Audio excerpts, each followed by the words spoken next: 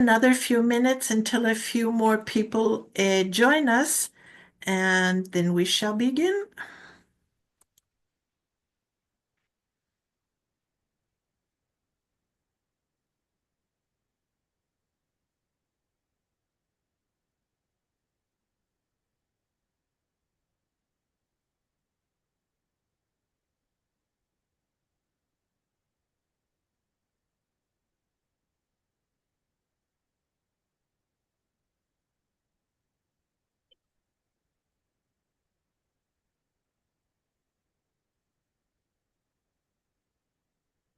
Good evening, Bernard. Good to see you. Good evening. What is it? Good morning? Yes, good morning. That's fine. No problem. Okay, the other side of the world. That's right.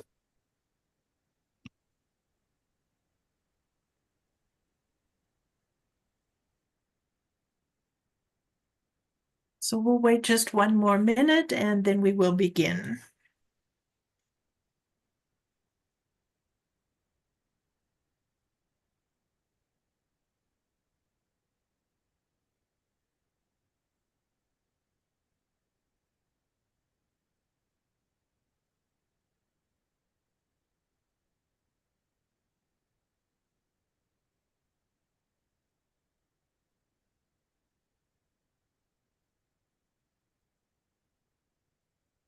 Okay.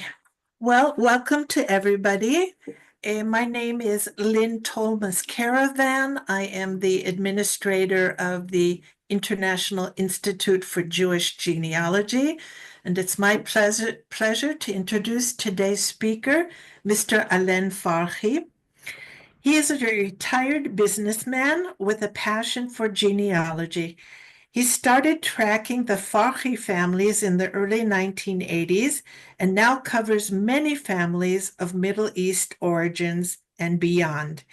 He is one of the founders of the International Institute for Jewish Genealogy and webmaster of, oh dear, it's in French, Le Fleur d'Orient website.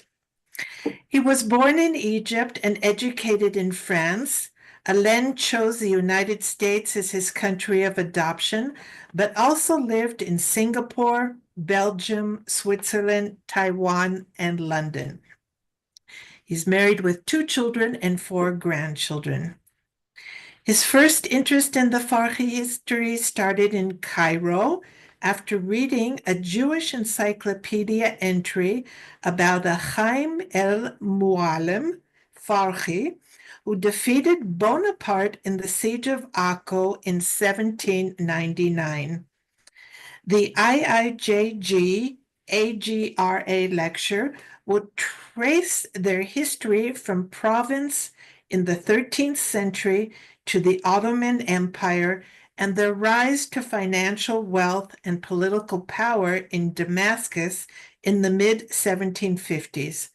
Their numerous real estate properties were ultimately either squatted or seized in the mid-1950s. The largest one was beautifully restored before 2011. So it's my pleasure now to turn over the microphone to Alain. Thank you very much, Lynn, for this nice introduction.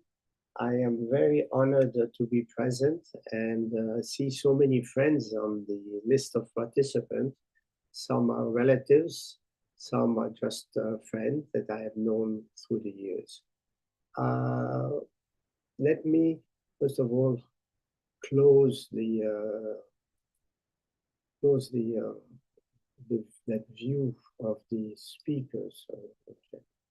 Now, I would like to mention that I will talk about the history of the Farhi of Damascus. And I would like to thank first all the people, the International Institute of Jewish Genealogy and IGRA for inviting me today.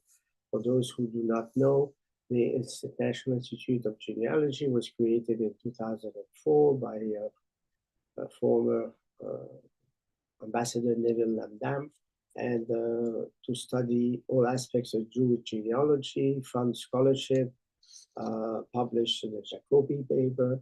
This is something from Ashkenazi history, and fund Y-DNA study in which I participated back then. As an administrator of the Y-DNA, the project was published in 2007 and in Avotenu, and also have it online. Today it has close to 500 participants, some doing paternal ancestry, some doing maternal ancestry, and some doing everything in between. Let me summarize exactly what we're going to talk about today. The first one is how does the word Farhi comes from, the history of the first Farhi that we know of, how they ended up in Damascus. I'll mention a list of some famous Farhi that you may have heard of. I see one of the people in the participant will recognize his brother and his cousin. I will also talk about the mention of the Farhi family as they exist today. And I'll talk a little bit of genealogy in case anybody is interested. By the way, the name of my website is lesfleursdelorient.com, but it's also farhi.org. It's much shorter to remember. Okay, the name Farhi comes from a town called Florensac in France. It's in the southern part of France between Montpellier and Arles. They lived at the time over there, which was the people called them the Jews of the Pope. But the Pope didn't protect them. The Pope was a landlord. The word Florensac, it's close to flower, and flower in Hebrew is perah, and in the difference between the Arabic and the Hebrew letters are the same, F, R, and H. We have a lot of Farhi who are not related to the Jewish faith. They're Muslims in Nigeria, Morocco, Iran, Pakistan. They all have name adopted from either the town where they lived or from Arabic name that they liked. In Hebrew, excuse me, this is how it's spelled. In Arabic, there are two spellings. The top one here was used by the Farhi of Istanbul and Damascus. The bottom one is by all the others. In European language, Farhi is spelled very, very differently, but they all maintain the same pronunciation. Now, here's the southern part of France. Arles is where some of the early Farhis had yeshivas. Florensac is apparently where the first guy who took the name Farhi was born. And in Carcassonne is also somewhere the Farhi went to either study and lived. Now, all of them were kicked out of France in 1306 to Catalonia. And over there, they stayed until probably the Spanish expulsion in 1492. The first one who took the name Farhi is Ishtori HaFarhi. He has a square or a street in Tel Aviv. We do know that he left two brothers in Spain when he left for Egypt and then Israel. Now the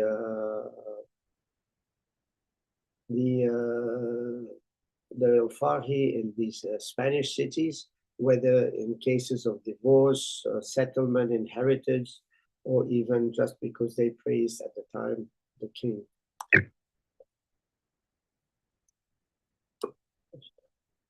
Ishtori was the first one to be given a family name. He wrote a book called Kaftor VaPerah, probably in the 1322, 1333 period.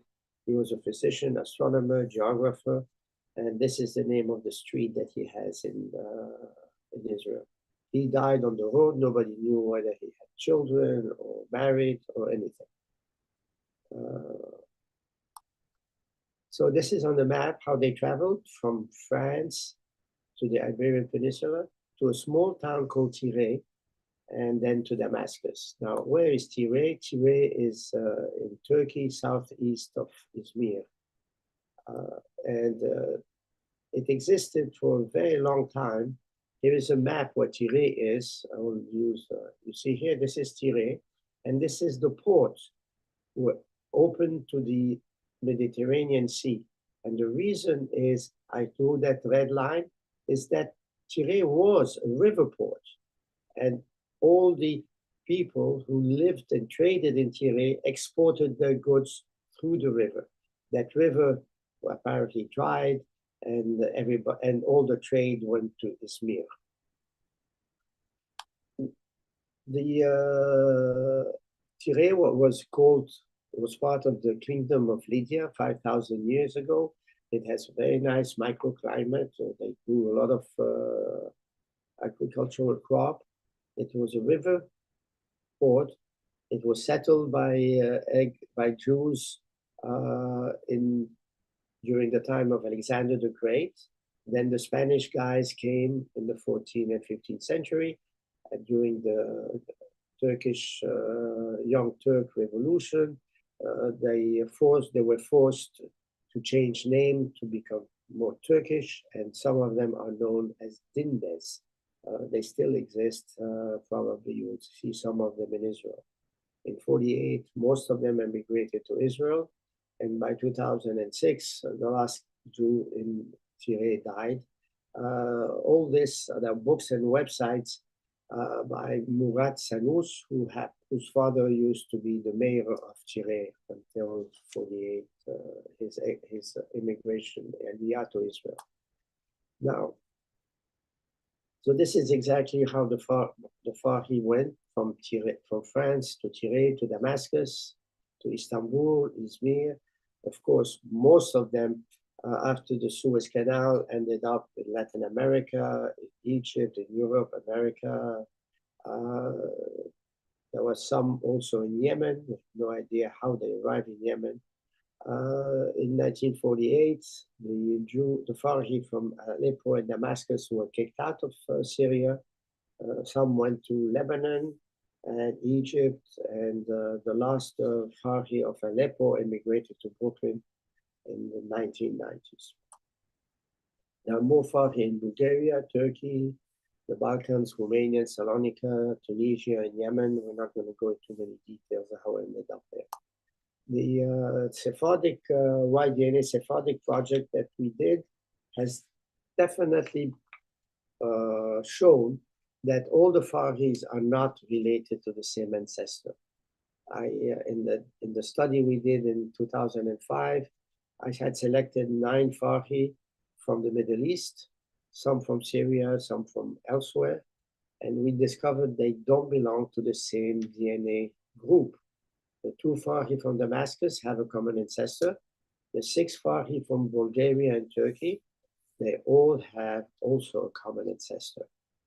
1 Farhi from Tunisia has a DNA similar to the Iraqi. And most recently, I did what's called a big Y DNA.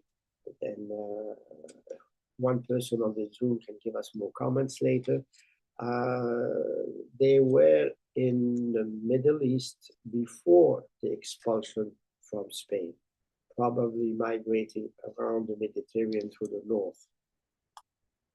In Istanbul, we have very early tombstones in 1614, in Haskoy, which is also in Istanbul, 1612.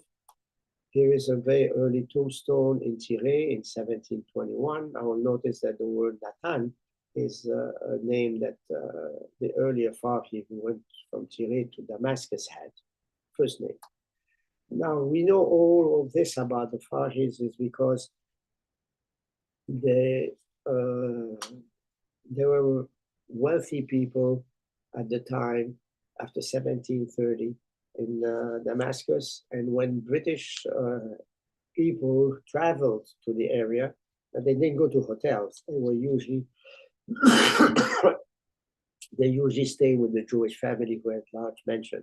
One of them was Sir Moses Montefiore, and his secretary Dr. Louis, who was fluent in Arabic, translated many of the documents he could put his hand on, and this is why we know how they lived and so on. Here is a simple tree from the Farhi of France all the way to those who migrated from Tyre to Damascus. All of this information is on the website. I don't have to go into too many details. In Tyre, Nathan at the second line on top, he had two sons, one Joseph, one Hayim. Hayim had a son called Nathan, and we were going to concentrate on the Nathan, which is on the extreme right. Now, something we have to mention is Salomon, who was also called Mr. Farhi, is the branch I came from, and he is the guy who was murdered in Akko in the second siege of Akko. The Farhi in Damascus from the 18th to the 21st century, there were bankers to the governors. Hayim was finance minister in Akko. The Hayim also, the brother of Hayim staged a siege of Akko against Abdallah Pasha, who had murdered their brother in 1820. I will mention how they got involved in the Damascus affair, how they lost all their money in the 1875 bankruptcy of the Ottoman Empire. And luckily, they kept their houses in old Damascus, and this is why we have so many being restored, and hopefully we will be able to go back and restored as hotels, and we'll be able to go back and enjoy them. Shihada, Nathan also Shihada, he was the official banker in the Damascus province. He was a banker, did a lot of foreign trade with England. He was a real estate owner. I will show you the list of property they bought. And he was also protecting the Hajj caravan to and from Mecca. Hayim, his son, lived in Akko in a house where apparently they had a crest, a French crest on top. That's something that I was told about. When I visited Akko in '69, I could not even see where it was. He was an advisor to Ahmed El-Jazar, also known as the Butcher. And El-Jazar was very jealous of Hayim power. He got him into prison many times in and out, and every time he was in prison, he would cut either his nose or gouge his eye. And recently I did a presentation in Salt Lake City, and many people in the audience who were originally Christians from Akko told me that their ancestors were also butchered and maimed by El-Jazar. El-Jazar, after he died, his son Sulaiman took over. I don't know if it was his son, but anyways, Sulaiman took over, and Abdallah, the son of Sulaiman, who was a protege of Hayim, took over at the age of 20 or 21, and then under the advice of some people who were jealous of Hayim, had him assassinated. In Akko, Musa, the younger brother of Hayim, was his assistant, and he helped him in all matters, which meant that they controlled the grain cartel, and which made all the French traders very unhappy. He's the one who repelled Bonaparte's attempted invasion of Damascus and Istanbul, and he was stopped at Akko. Hayim also was sponsoring Lady Stanhope, a famous lady in England who liked to live travel to the Middle East. She visited the Farhi families over there, and she wanted to buy a house, which was illegal for foreigners to do, but Hayim managed to get her all the permit. The house is in the vicinity of Beirut today. Hayim was assassinated by Abdallah Pasha. The executioner came to his house during the evening Friday prayers, and Hayim told him, "Let me finish my prayers." And immediately after his evening prayers, they took him, hanged him, and threw his body in the sea. Then the sea apparently did not keep his body and threw it back on the shore. And Abdullah took the body a second time and had it thrown away a second time, and the body was never found. Musa and Hayim, wife, they left for Damascus with whatever money was not confiscated by Abdullah Pasha. And among the assets they took to Damascus was the famous Farhi Bible. I will mention it. Apparently, they took a lot of gold.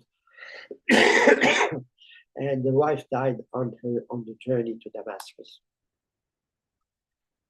They had no children, and as a result, his inheritance was disputed for over 100 years by Musa, his brothers, and all his nephews. Here is a picture, a famous picture that we know of Hayim trying to present, prosecuting this guy kneeling here in front of Al-Jazar there. And that was in the book that Lady Stanhope printed as a memoir. And this is how we had a picture of what happened at the time. You can see Hayim here with his eye gouged. His nose has been cut. And all the way on the right side, this is a picture of Hayim at the Museum of Akko today. They misspelled his name. They pronounced it like if he was from Bulgaria, Farhi with a K. And and he is there as an old man. The Akko in 1799 was a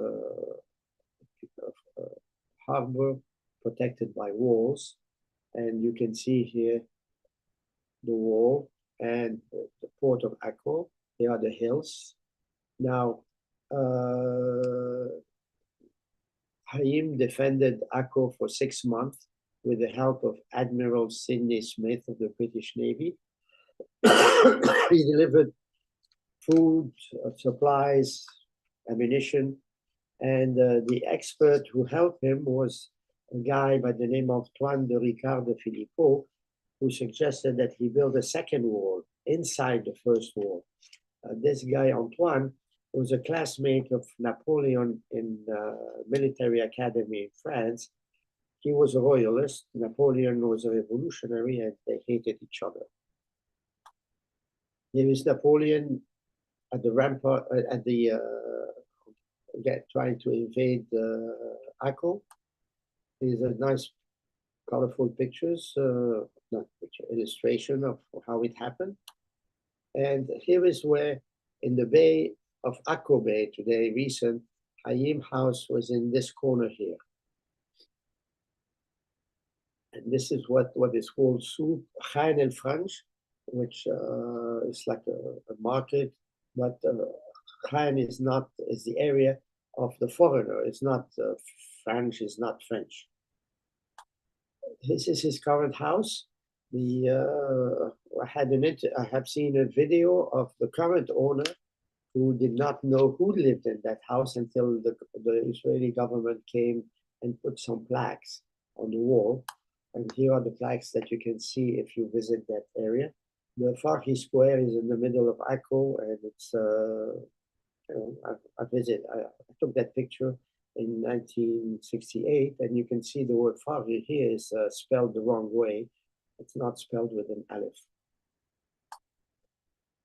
To avenge the murder of their brother, the Farhi brothers in Damascus decided they wanted to go against Abdullah and get his neck. So they approached the sheikh in Istanbul and asked him to authorize hostile measures against Abdullah. And the guy, that religious person, told them, okay, go ahead, get the help of Mustafa Pasha of Aleppo, Soliman Pasha of Damascus, and 2 other pashas around. And they raised an army. The Farhi had money, and they crossed the Jordan and defeated Abdullah in 1821, who ran away to Akko.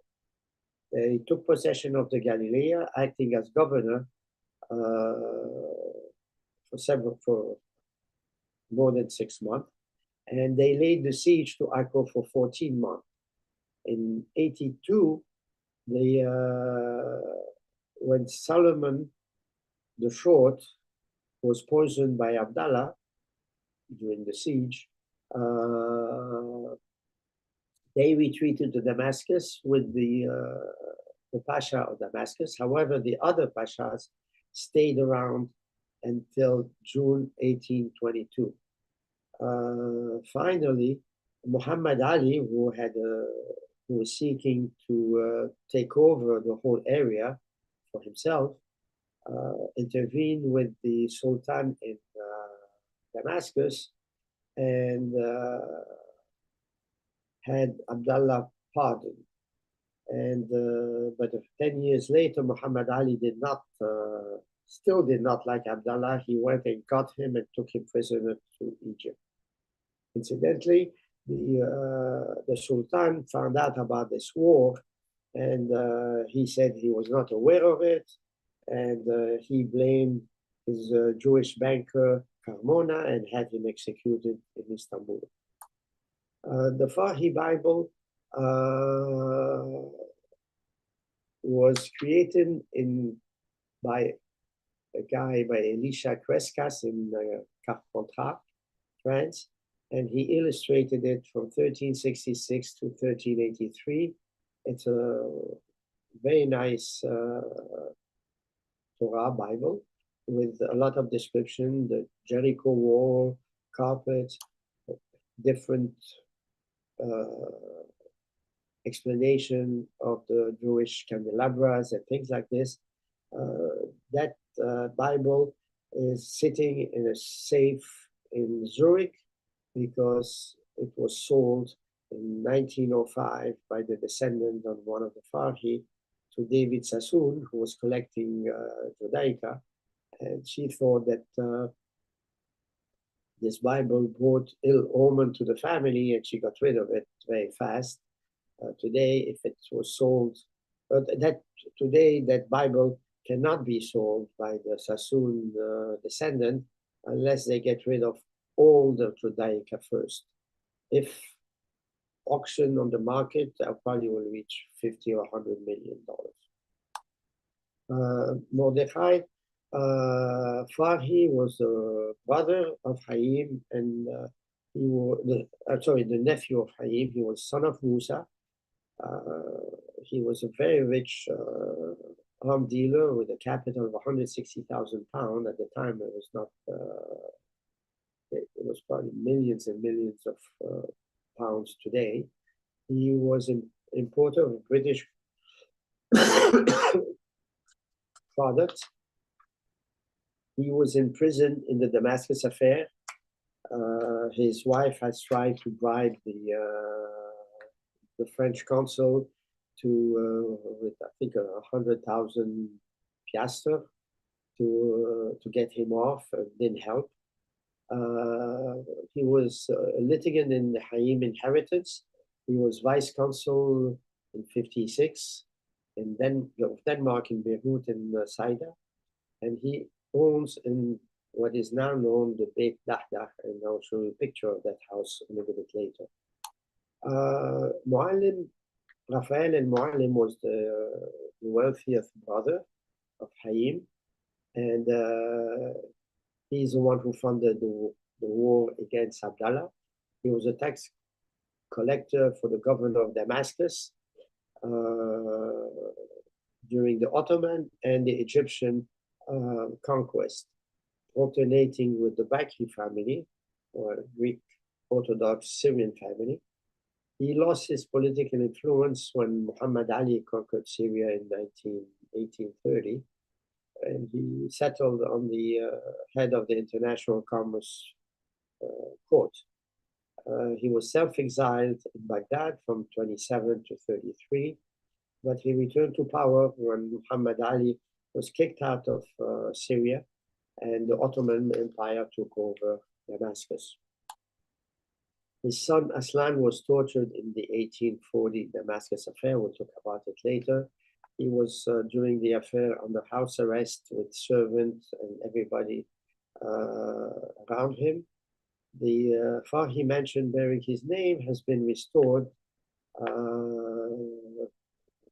between 2009 and 6, as a matter of fact. 9 was only one member of the family who did it. The second restoration was between 2009 and 11, but after the Civil War, it was shuttered and closed and protected by the local Syrian government at the time. And but after the fall of Assad in November, December of last year, the house was reopened and was the event of a Christmas mass and a political rally. Now let us talk about the Damascus affair. The Damascus affair was a blood libel case. For those who probably who remember, blood libel is a European accusation that Jews needed blood of Christians to make matzah. There are two famous books. One is Jonathan Frankel book called The Damascus Affair, a very thick volume, academic. The second one is An Easy Read by Ronald Florence. It's available on Amazon for people interested. In February 1840, the father Thomas Tomaso, a Sicilian priest, and his servant disappeared in the old Damascus section of the Jewish old section of Damascus. Because he was Sicilian, the French consul at the time, called Luis de Ratimonton, came and was tasked to investigate. He, being completely European, he brought back the blood libel case and made it a big deal. Turned out that the priest and his servant were killed because they had an argument with a guy selling them liquor the night before. A long story. Ratimonton indicted and jailed many Jews. How do I say, the rich Jews, including the barber, the local barber, Lanyado, Abulafia, Antabi, Harari, 3 Farhi brothers, 3 Farhi members of the family. They were tortured. Some of the guys were listed here were died in prison. Of course, they all extracted fake confessions from the barber and from Aslan. And Ratimonton, who was a womanizer, apparently, took a woman and 63 children hostages. He sought sexual favor from the women and forced them to watch their husbands torture in prison.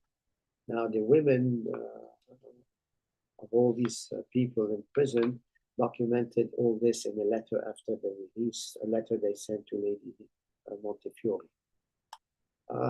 One of the guys thought by Ratimonton was Picciotto. The Picciotto were Italian protege of the Austro-Hungarian Empire. So he took refuge in the Austrian consulate in Damascus. And he told his story. The French and British consul in Alexandria were convinced that Ratimonton knew it better. And Merlato, the Austrian consul, rejected that confession. And he said, no, I'm going to bring it up to Vienna. And in Vienna, the Austrian government publicized it to the world. The Vatican came down against the Jews, the British and the French. No, the French and the British did not know exactly what to do. And Lord Palmerston, of England, he rejected the accusation and he rebuked his British consul and threatened to send the navy to Egypt to depose Muhammad Ali. Now, everybody pressed France and England for diplomatic solution. And what they did is to send Sir Moses Montefiore and Adolphe Premier to Cairo to negotiate with Muhammad Ali. These two did not like each other. I mean, Montefiore and Adolphe Premier. They arrived in Egypt. However, Muhammad Ali in September agreed to release, but not pardon, the Jews. And Montefiore went to Istanbul and convinced Sultan Abdul-Mesid in Constantinople to issue a ruling banning all blood libel and releasing all the Jews of Damascus. Here is Montefiore and Premier and their wives arriving in Alexandria. Here is Muhammad Ali, who used to be who was sent in the 1790s to Egypt to clean up the mess by the current ruler, the Mamluk. He rounded them up in the citadel and murdered them all, and became the Khedive of Egypt, and he was the head of the ruling family that ended up with Farouk in 1952 being deposed. He was apparently offered 60,000 grosh. Nobody knows whether he took it or not. This is the Sultan who issued the ban of blood libel cases. Now, one of the things is, what did this all accomplish besides liberating the Jews from prison? Well, Adolphe Premier created, he saw that Jews had to have human rights defended. So he started l'Alliance Israélite Universelle in 1860, and he created a network of schools so the Jews of the Middle East could learn more than Arabic and Hebrew. And as a result, they all get a European education, which later helped everybody, including me, access to colleges and universities in Europe. He is the guy who, when he became prime minister, gave French citizenship to the Jews in Algeria. I'm going to show you the letter here of that the women have sent to Lady Montefiore, Judith, explaining exactly what their husband has suffered. There's a letter, and it's on the website. You can see it. And in 1945, after Raphael died, the sons, Judah, Mehir, and David, wrote in French to Sir Moses Montefiore, asking for his help to get loans to two convents in Jerusalem repaid. It can be seen on this at this link, but practically they were lending money for long-term money, 28 years, at a rate of, I can't remember what I saw the rate somewhere here, at a high rate. And of course, the convent, after the death of Raphael, refused to pay. It went back and forth. I have no idea if the Farhi got the money to be paid. Now, in 1948, the Syrian government has made a census of Damascus, and they, when they checked how many people lived in the Farhi house that Raphael had built, they found 14 adults and children. And here's a list of all the family that lived. So there was many families living together in the same house. This is the document in Arabic showing which family and how many children they have and where they lived in the mansion. And I call it a mansion. You will see later a floor layout, and you see it's huge. In 1875, the Ottoman Empire, I only have 5 minutes left. Well, the Ottoman Empire went bankrupt, and many Jewish bankers were too big to fail, and nobody rescued them. the Farhi were allowed to keep the houses, and by 1900, a new generation of Jewish Damascus banker emerged, and they were the Lanyado and the Tota. A famous Farhi from Syria, David Farhi, president of the Jewish community in Beirut. Joseph and his brothers, they had pharmacies in the Middle East. Ibrahim Farhi was minister of the post office in Egypt. His son Ibrahim was a newspaper, and his children's, if anybody who lives in France will know about the New Morning Jazz Club. It's like the place to be to listen jazz. There was another Farhi, Emmanuel, who was a professor at Harvard and advisor to President Macron. He passed away during the COVID years. I want to mention my grandfather, who was head of the Egyptian Railroad and author. That's how he looks.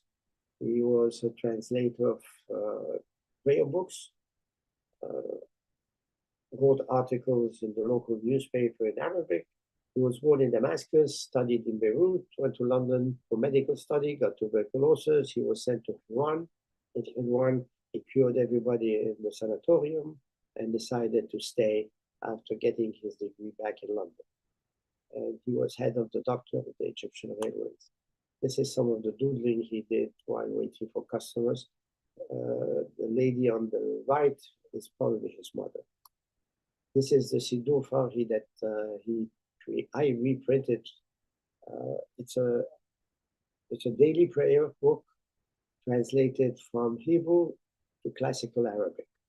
And he did it because in 1917, he discovered that most of the Jews in the Middle East read Hebrew but didn't understand a word of what they were reading. Some other people famous that are not from Syria, the Farhi of department store in Beirut, the Farhi of Paris, who founded Prisonique, artist in southern France, Nicole Farhi, famous fashion designer. Paul Farhi was a journalist well known in the US. Morris was author and vice president of Penn, and there are a couple of Israeli guys in the army. Yalon and Shmuel are brothers, and Shmuel is a very big real estate developer in London, Ontario, Canada. Here's where the houses were. I will just mention very briefly the price that the Farhi paid for these houses. And it goes from 200 gurush to 15,000 gurush. Keep in mind that 1 or 2 gurush was providing rent for a month for a family. So you see how wealthy they were. The houses of Damascus that are still standing today, the Talisman Hotel, the Dahdah, and Beit Farhi. 2 books that you have to go and read, and very nice pictures on the Damascus by Keenan, the other one, Elizabeth Macaulay. And she was there when they tried to renovate it in 2009 to 2011. This is the Talisman Hotel. This is the Beit Dahdah Hotel, not very renovated. This is a wall. By the way, this Beit Dahdah, the guy, he claimed that he owned the family since day one, but he forgot to cover the Hebrew letters that were all over the property. This is the entrance of the Farhi house and its address. It looks very shabby, and that's for a purpose. They didn't want people from the outside to see how nicely it was inside. It was renovated by the Rugby family from 04 to 09, by the Asfari family from 09 to 12. The Palace Hotel was never inaugurated, and you can see the presentation of the inside at this website. This is how big it was. And Lady Stanhope said that it has 4 courtyards, gilded wall. She was served coffee in gold cups. It was occupied by several families. Some parts needed repair. And they had 5 kitchens, hammams, 5,000 books, and a synagogue. This is the first picture we have in 1844. I'll go very fast because we're running up to time. Here's the plan by Hugby. This is he's starting the renovation. This is a painting in 1873 of the courtyard. And on the right, how it looked in 2010. And look at this courtyard here, and you'll see it in 2004 and 2024 and 2025. This is the choir in December 24, and this is the political rally in January 25. This is very nice pictures when it was supposed to open. All these pictures are in the books and on the website. Reception room.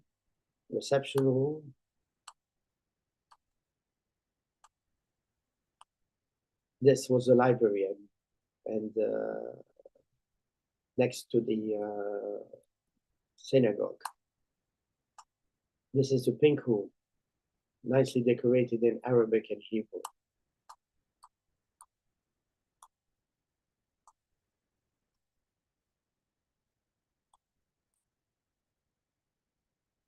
This is the courtyard with the atrium covered, protected from rain and dirt. This is a hammam. This is a swimming pool. This lady here, Jacqueline Tawil, she visited the house with her grandmother in 1940, and she remembers very well. And I have a 10-minute video that you can listen to later if you want to. And she recovered all these Megillas in 1940 when she last visited the Farhi house. I want just to tell you that I'm also part of the Fleur de l'Orient website. If you look farhi.org, you will see exactly what it contains, and I have a lot of pages on help and things like this. This is how the website looks like. I'm also a member of the International Association of Nebi Daniel, which is trying to recover records out of Egypt. Thank you very much for listening to me. I hope I have not put you all to sleep. I received before the talk a couple of questions. What is the situation with Beit al-Muallim? I think I have answered it already. One person asked, why did the Jew left Aleppo to go to France? And they said because the Suez Canal, and that they all traveled all over the Middle East and Europe. They did not need visa except in certain cases. And one family was saying that they are from linked to the Farhi, and they live in Bolivia. And I have relatives in Argentina. The father of my grandfather moved there a long time ago, at the turn of the century. As a matter of fact, one person on the Zoom here, his grandmother was a Farhi.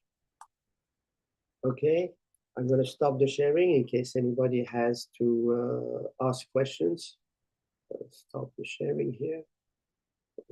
So you're welcome to open your microphones and ask questions directly to Aileen. How do I stop the sharing here?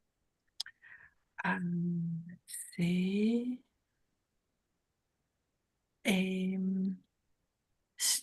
If you go into share, there should be stop share.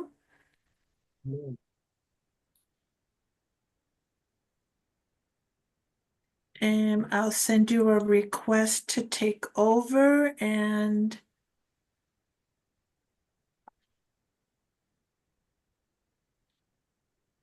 Oh, stop sharing. Here it is.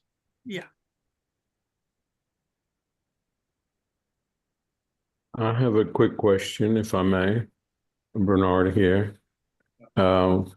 Alain, could you please talk a little bit about the sources of information that you've used to put this incredible story together? Are you referring to the books, or are you referring to the family trees? Yeah, the family tree and the histories behind all this.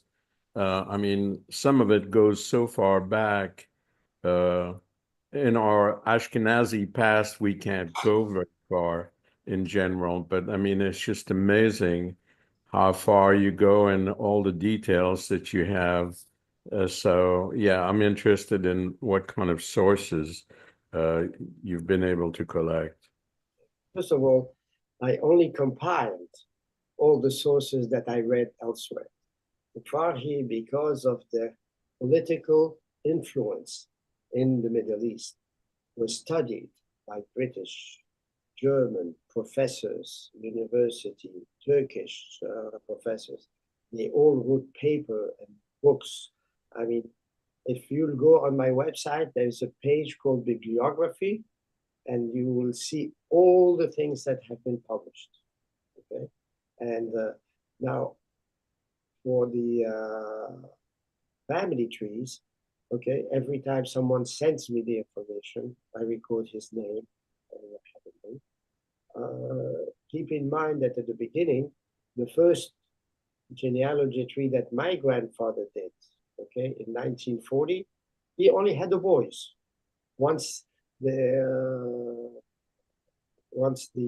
women were married, they drop off the but professional genealogists like Lydia Collins in Manchester of London, she didn't do it. She kept tracking all the spouses and all the family trees. So in 2000, I started the website in 95, but in 2000, I added everything that was done by other people, and they are credited on the website for what they did. So if you look at sources on the website, you'll see a lot of sources. But most of it is thanks to professional genealogists of the 18th, 19th, 20th century. Thank you. Tombstone in Romania, no. But talking about tombstones in Bulgaria, there's a certain town in Bulgaria, 80% of the tombstones are Farhi.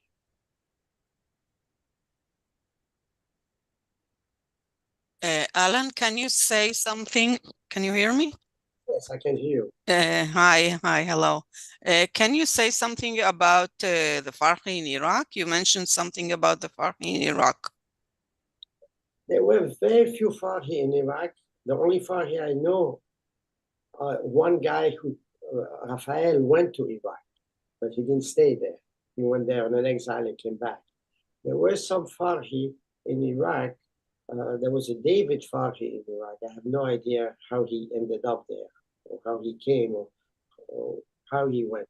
Maybe, you see, they were not rabbis, the Farhi, so they not go from Aleppo to Baghdad to teach or anything. Yes. But for trade, many went from Aleppo and Damascus to Baghdad or Basra for trade purposes, for business. They came back, yeah. And I asked on the chat, Farhi is actually a Hebrew name, Farhi? No, it's Farhi. It's what? So it's Arabic? No, it's Perah. How do you spell Perah? I explain it to you. So it's Hebrew. Originally it's Hebrew. Originally it's Hebrew. And the Perah became Farhi, but some people think it's Iranian, which is not, because Farhi and Farsi has almost the same number of letters, and so that has nothing to do with the local. Nothing to do with the local language. For the Muslim, the Pakistani, the Iranian, yeah, it's the local language, yeah, but not for the Jewish Farhis.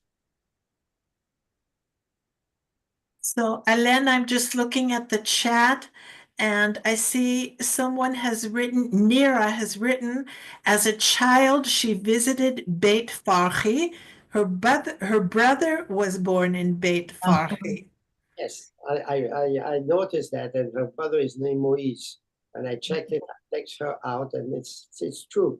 The family went back, and her brother was born in Beit Farhi in Damascus. As a matter of fact, I knew a lot of other people Me. who have since passed away who were born in Beit Farhi. There was a Lili Farhi. There was several ones. And then David asks, are you training a successor to keep everything and I'm sorry, to keep everything and all your knowledge alive? Well, all my knowledge is on the, I wrote many papers and I wrote many videos that are on the website. My son told me that he could take care of it as long as Web 2, okay? 2.0, which it is 2.0, but I disabled the 2.0 because I want to keep control of what people add.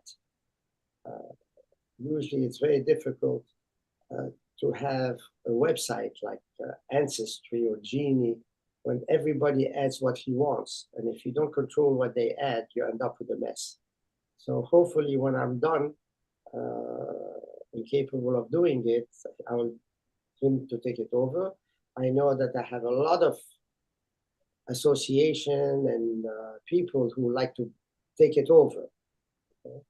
Question is, I'm not ready for that yet. I have a library of books here, but that even my grandfather has prepared. Hopefully, I'll find someone to scan them all and put them online. So someone requested a link and I've just put it in the chat, and I'll also email it to everybody tomorrow. So if you can't get it from the chat, you'll get a link to all of the recordings in your email tomorrow. Thank you. תודה רבה. אפשר להגיד משהו? כן. Don't speak Hebrew. אני חושבת שאחי פגש את אלן פעם בארץ. רגע, את יכולה באנגלית? I think my brother met Alain once in one of your visits to Israel. Moshe Farhi, my brother's name. What's his name? Moshe Farhi. Farhi. I think he met with you. I visited a lot of Farhi when I came to Israel. Israel over several times. Farhi and also some of the Karaite family that I track, okay? Egypt. I went to Ashdod and Ashkelon to see them. Unfortunately, most of them have passed away. And those were the ones who used to speak English and Arabic. The new people in Israel that sometimes I have problem communicating in Hebrew with them, and they don't speak English. But I saw a lot of Farhi in Israel who were from the Ottoman Empire, not from. I went to Argentina. I met a lot of my relatives in Argentina also. I went there in 2013. Well, I'm pleased to thank Alain for his presentation this evening and thank all of you for joining us. Thank you. Can I add another question? Ask another question? Yes, yes. Be my guest. Alan, is there documentation or database, I don't know how to describe it or call it, of the Ottoman online, of the Ottoman Empire? Or I'm trying to find information about my family from Iraq, like appointments, appointing a clerk from Baghdad to for the customs, for example. So I'm trying to find if there are something in the Ottoman archives. Well, the Ottoman archives were all localized and delegated to the Jewish community in the town where they lived. Where? In the town where they lived. So all the archives of the community in Damascus were with the Damascus community, in Aleppo, in Baghdad, in Basra. Uh-huh. So there is nothing in the central الدولة العالية. Nothing was consolidated. Yeah, you had some information. For example, I show you the picture, the database of all the land transaction, and that was discovered in the documents in Amman, because this is how the land transaction were kept in Amman. And it was a research doctorate in Los Angeles who spoke Arabic and who went to Amman and discovered them. In Izmir, the local Jewish records were with the Izmir community, but it burned. So in 1923, they only rebuilt those who were living in 1923 onwards. They did not try to get those before. There are some people, genealogists, who, for example, in Israel are very specialized in Izmir, okay? But you have to go to them and they will charge to do whatever research they do in the Ottoman documents. There's another couple, Vaas, W-A-A-S, who does a lot of it. He can read Turkish documents, okay? And he's the one who gave me all the information on Tireh, okay? I didn't know what Tireh was until I met him in person recently, and he gave me all this information. He gave me the documents. The documents are all in Turkish. So I had to use Google to translate section of them. Written in Arabic, in Ottoman Arabic. Written in Ottoman Turkish, yeah. Turkish, but not, I mean, Arabic letters. Letter, but Turkish, yeah. Yeah, Turkish. So you can translate that with the Google Translate? A couple of software that does these things. Handwritten, a software called Transcribers that does this type of thing. Because in our in the Babylonian Jewry Heritage Center in the library, we have documents written from the Ottoman era, from the Ottoman time, and written in Arabic, of course. I mean Turkish, Turkish Arabic. Yeah. There is one thing is, for example, a lot of the things from Iraq, they were taken over by after the first invasion, the second invasion of Iraq by the American forces. Yeah, I know that website, and I'm doing a lot with those archives, with those documents. And there was a big dispute where they should belong, where should be returned to, and but before they were returned, everything was copied. So They scan. Thank you once again. I'm sorry, Lily, but we need to really wrap it up this evening. Okay. You can continue directly with Alain, your discussion. So once again, thank you everybody for joining us this evening, and we will keep you posted if we are planning any future Zoominars as well. Thank you. And Alan and everybody, you're invited to the museum, the Babylonian Jewry Museum, Okay, to visit. My next trip. Thank you. Okay, all my friends, I can see the names. It was nice knowing you were there.